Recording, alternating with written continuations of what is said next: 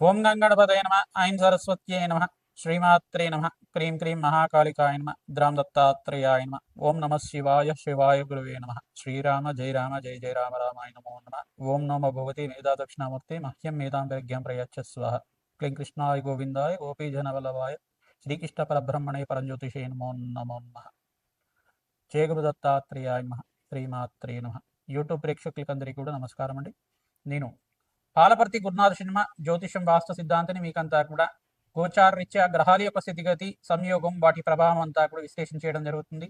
ప్రధానంగా ఈ రోజున చెప్పబోయే టాపిక్ ఏంటంటే కంటెంట్ అంతా కూడా 2026 ఆంగ్ల సంవత్సర ఫలితాల్లో భాగంగా శని రాహు కేతు మరియు బృహస్పతి యొక్క ఫలితాలంతా కూడా మేషాది ద్వాదశ రాశుల వాళ్ళకి ఎటువంటి ప్రభావం చూపిస్తుంది.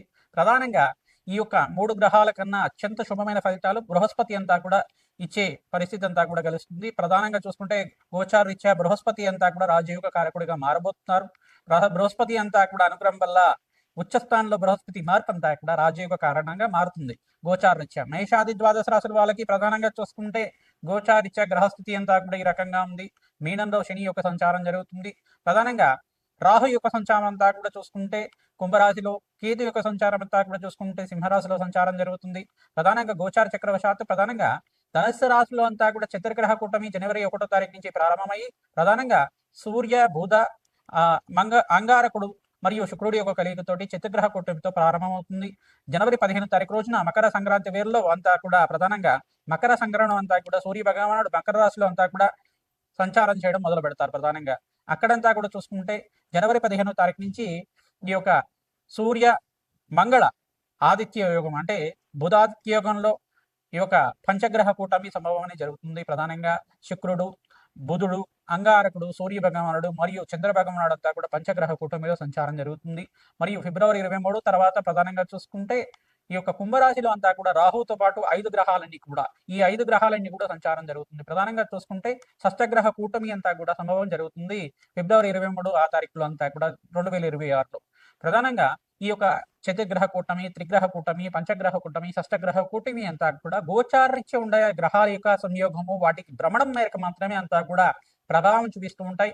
మేషాది ద్వాదశ రాశులకి ఈ విధంగా ఈ యొక్క ఎటువంటి ఆర్థికమైన ఇబ్బందులు, ఈ యొక్క ఆర్థికమైన కష్టాలు కానీ, శ్రమతో కూడిన సంపాదన కానీ పెరగడానికి ఆస్కారం ఉంటుంది. ప్రథమార్థంలో జనవరి నుంచి ఏప్రిల్ 28వ తారీఖు దాకా, తర్వాత నుంచి ఏప్రిల్ 28వ తారీఖు తర్వాత సూర్య భగవానుడు అంతా కూడా ఉచ్చస్థానంలో మార్పు, బుధాదిత్య యోగంలో మార్పు, సూర్యమంగళ యోగంలో మార్పు అంతా కూడా అత్యంత శుభమైన ఫలితాలు ఇవ్వడానికి ఆస్కారం ఉంటుంది.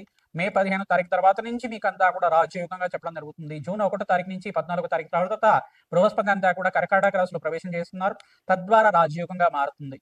ప్రధానంగా చూసుకుంటే మేషాది ద్వాదశ రాశుల వాళ్ళకి గ్రహస్థితి ఈ రకంగా ఉంది కావున మేషాది ద్వాదశ రాశుల వాళ్ళకి ఏ మాసంలో అంతా కూడా రాజయోగంగా ఉంటుంది. ఈ యొక్క గ్రహస్థితి దృష్టి కేంద్రం అంతా కూడా ఈ రకంగా ఉంటుంది. ప్రధానంగా శనీశ్వరుడు, రాహు, కేతు అంతా కూడా ఈ యొక్క వక్ర దృష్టి అంతా కూడా ఈ రకంగా ఉంటుంది. బృహస్పతి మార్పు అంతా కూడా రాజయోగ కారణంగా ఏ రకంగా ఏ రాశి వాళ్ళకి యోగకరంగా ఉంటుంది. వివాహాది శుభకార్యాలు జరగడానికి కానీ, రాజయోగ కారణం కానీ, ధనయోగాలు సిద్ధించడానికి కానీ, ధనధాన్యాది సమృద్ధి కలగడానికి కానీ రాజయోగ కారకుడిగా బృహస్పతి అనుగ్రహం వల్ల ఎటువంటి రాజయోగాలు, ధనయోగాలు, విపరీత రాజయోగాలు అంతా కూడా సిద్ధించడానికి ఆస్కారం ఉంటుంది. అత్యంత శుభమైన ఫలితాలు ఇవ్వడానికి ఆస్కారం ఉంటుంది. నవగ్రహాల యొక్క అనుగ్రహం మేరకే మానవ జీవిత విధానం అంతా కూడా ఉంటుంది కావున ప్రధానంగా నవగ్రహాల అనుగ్రహం కోసం అంతా కూడా ప్రతినిత్యం కూడా నవగ్రహారాధన చేయడం శ్రేష్టమైన ఫలితాలు పొందుతూ ఉంటారు. ప్రధానంగా చూసుకుంటే ఈ యొక్క గ్రహస్థితి ఈ రకంగా ఉంది కావున గోచారరీత్యా గ్రహాల యొక్క సంయోగము వాటి ప్రభావం అంతా కూడా సంపూర్ణంగా విశ్లేషణ చేసి మీకంతా కూడా 2026లో రాజయోగం వచ్చే విధంగా మీకంతా కూడా పరిష్కారం చెప్పడం జరుగుతుంది. ప్రతినిత్యం కూడా మేషాది ద్వాదశ రాశి వాళ్ళు ఈ యొక్క నవగ్రహ ఆరాధన చేసుకోవడం ప్రధానంగా మీకు చెప్పబడే సూచనప్రాయంగా అంతా కూడా చెప్పడం జరుగుతుంది. నవగ్రహ ఆరాధనలో భాగంగా మీరు ప్రతినిత్యం కూడా నవగ్రహ దేవతలకంతా కూడా ప్రదక్షిణాలు ఆచరించండి. ఆవునితో దీపారాధన చేయండి. బెల్లం నివేదనం చేసి ఆ యొక్క చీమలకి ఆహారం వచ్చే విధంగా రావి చెట్టు, వేప చెట్టు ఉండే ప్రాంతంలో అంతా కూడా సమర్పించడం వల్ల రాజయోగం సిద్ధిస్తుంది. గోమాత సేవ చేసుకున్న వాళ్ళకి అత్యంత శుభమైన ఫలితాలు పొందడానికి ఆస్కారం ఉంటుంది. ప్రధానంగా ఆదిత్య నవగ్రహ స్తోత్రాన్ని ప్రతినిత్యం కూడా చదువుకోవడం 3 సార్లు కానీ 11 సార్లు కానీ వినడం కానీ చదవడం కానీ చేయడం వల్ల నవగ్రహ దోష నివారణ కలిగి మీకంతా కూడా రాజయోగం సిద్ధి రావడానికి ఆస్కారం ఉంటుంది. ఈ యొక్క రాహుకేతు వక్రగతి సంచారం కూడా ఏప్రిల్ 14వ తారీఖు తర్వాత నుంచి జరుగుతూ ఉంటుంది. తద్వారా మీకంతా కూడా సంపూర్ణ విశ్లేషణ అంతా కూడా చేస్తూ ఉంటాం. తద్వారా మీకు పరిష్కారం అందుతుంది. వీడియో అంతా కూడా చూడండి, మీకంతా కూడా షేర్ చేయండి, సబ్స్క్రైబ్ చేయండి. తద్వారా రాజయోగం సిద్ధి రావడానికి ఆస్కారం ఉంటుంది. సంపూర్ణమైన పరిష్కారం అంతా కూడా అందుతుంది. ప్రధానంగా జాతకరీత్యా ఉన్న పరిహారం అంతా కూడా చెప్తూ ఉంటాం. ఈ యొక్క గోచారీత్యా గ్రహాల యొక్క సంయోగము, వాటి ప్రభావం అంతా కూడా, దృష్టి కేంద్రం అంతా కూడా ఈ రకంగా ఉంది. ఏ రాశి వాళ్ళకి ఏ రకంగా ఉంటుందనేది విశ్లేషణ చేయడం జరుగుతుంది. శ్రీమాత్రే నమః. మేషరాశి జాతకులకి ప్రధానంగా గోచారరీత్యా గ్రహాల సంయోగం అంతా కూడా ఈ రకంగా ఉందో విశ్లేషణ చేయడం జరుగుతుంది. శనీశ్వరుడు, రాహు, కేతు మరియు బృహస్పతి ప్రభావం అంతా కూడా మేషరాశి జాతకులకి ఏ రకంగా ప్రభావం చూపిస్తున్నాయి. ప్రధానంగా ఈ 3 గ్రహాల కన్నా, శనీశ్వరుడు, రాహు, కేతు కన్నా బృహస్పతి రాజయోగం అంతా కూడా మేషరాశి జాతకులకి అత్యంత శుభమైన ఫలితాలు ఇవ్వడానికి ఆస్కారం ఉంటుంది. నవమాధిపతి ఎప్పుడైతే ఉచ్చస్థానంలో సంచారం గోచారీత్యా జరుగుతూ ఉంటుందో రాజయోగ కారణంగా జరుగుతూ ఉంటుంది. తద్వారా మీకంతా కూడా వివాహాది శుభకార్యాలు జరగడానికి ఆస్కారం ఉంటుంది. బంధుమతి యొక్క సహాయ సహకారాలు లభిస్తూ ఉంటాయి. ఆహ్లాదకరమైన జీవితం జీవించడానికి ఆస్కారం ఉంటుంది. ఈ యొక్క చతుర్గ్రహ కూటమిలో అంతా కూడా కొంచెం మిశ్రమైన ఫలితాలంతా కూడా చూస్తుంటారు.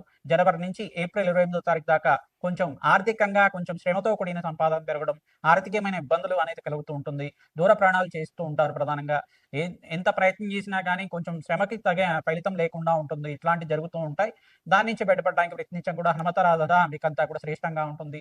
ఆంజనేయ స్వామి వారికి ప్రతినిత్యం కూడా సింధూరాభిషేకాది కార్యక్రమాలు చేసుకోవడం, ప్రతినిత్యం కూడా మీకు ప్రతినిత్యం కూడా శ్రీరామ జయ రామ జయ జయ రామ రామ నామాన్ని ప్రతినిత్యం కూడా నామస్మరణ చేసుకున్న మాత్రం చేతనే శ్రీరామచంద్ర స్వామి అనుగ్రహం లభిస్తుంటుంది. ప్రధానంగా శ్రీరామ జయ రామ జయ జయ రామ రామ నామాన్ని ప్రతినిత్యం కూడా జపాన్ని ఆచరిస్తూ ఉండండి. తద్వారా రాజయోగం సిద్ధిస్తుంది, అష్టైష్ ప్రాప్తి కలుగుతుంది. ఆర్థిక ఇబ్బంది నుంచి బయటపడడానికి మహాలక్ష్మీదేవి ఆరాధన అంతా కూడా ఆచరిస్తూ ఉండాలి. ప్రతినిత్యం కూడా కనకదార స్తోత్రాన్ని అంతా కూడా పట్టణం చేయడం కానీ, ఈ యొక్క ప్రధానంగా మహాలక్ష్మీదేవి ఆవిర్భావ చరిత్ర అనే చరిత్ర ఉంటుంది. ఆ పారాయణం అంతా కూడా ప్రతినిత్యం కూడా ప్రవచనంలాగా వింటూ ఉండడం కానీ, తద్వారా మీకంతా కూడా అష్టైశ్వర్య ప్రాప్తి కలగడానికి ఆస్కారం ఉంటుంది. వ్యాపార రంగంలో వాళ్ళు, వివిధ వ్యాపార రంగంలో వాళ్ళు మీకు ఆకస్మికంగా ధనలాభం సిద్ధించడానికి బృహస్పతి అనుగ్రహం వల్ల మే 15వ తారీఖు నుంచి ఆగస్టు 28వ తారీఖు దాకా రాజయోగంగా చెప్పడం జరుగుతుంది. పట్టిందల్లా బంగారంగా ఉండడానికి ఆస్కారం ఉంటుంది. స్థిరాస్తి అంతా కూడా కొనుగోలు చేసుకోవడానికి ఆస్కారం ఉంటుంది. గృహయోగం సిద్ధి రావడానికి ఆస్కారం ఉంటుంది. పూర్వీకుల నుంచి వచ్చే ఆస్తి కానీ ఏమన్నా ఉంటే, తగాదాల్లో వచ్చిన మీకు కొంచెం కోర్టు కేసులు లాంటిది ఇట్లాంటిది ఏమన్నా ఉన్నా కానీ దాంట్లో విజయం సాధిస్తూ ఉంటారు. ఈ సంవత్సరం అంతా కూడా రాజయోగంగా బృహస్పతి అనుగ్రహం వల్ల, ఇక్కడ శనీశ్వరుడు అనుగ్రహం వల్ల రాజయోగం సిద్ధిస్తుంది.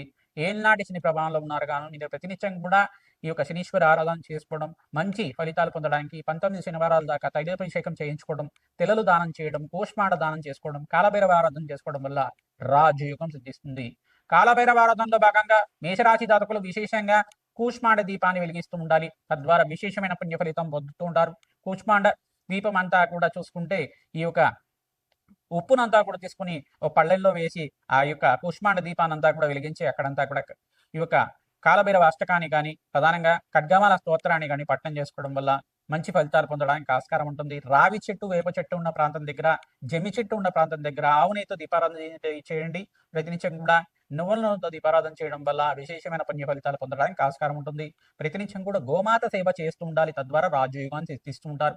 గోమాతకంతా కూడా పచ్చిక తెలగపిండి గ్రాసాన్ని ప్రతినిత్యం కూడా సమర్పించి ఈ యొక్క 11 ప్రదక్షిణాలు కానీ 27 ప్రదక్షిణాలు కానీ ఆచరించడం వల్ల కార్యసిద్ధి, కార్యజయం కలగడానికి ఆస్కారం ఉంటుంది. ప్రతినిత్యం కూడా మహాగణపతికి ప్రీతికరంగా ఉండ్రాళ్ళని నివేదన చేయడం వల్ల విశేషమైన పుణ్యప్రాప్తి కలుగుతుంది. విఘ్నాలన్నీ కూడా తొలగిపోయి, ఆటంకాలన్నీ కూడా తొలగిపోయి మీకంతా కూడా మహాగణపతి అనుగ్రహం వల్ల మీకంతా కూడా కార్యసిద్ధి కలగడానికి ఆస్కారం ఉంటుంది. శ్రీమాత్రే నమః.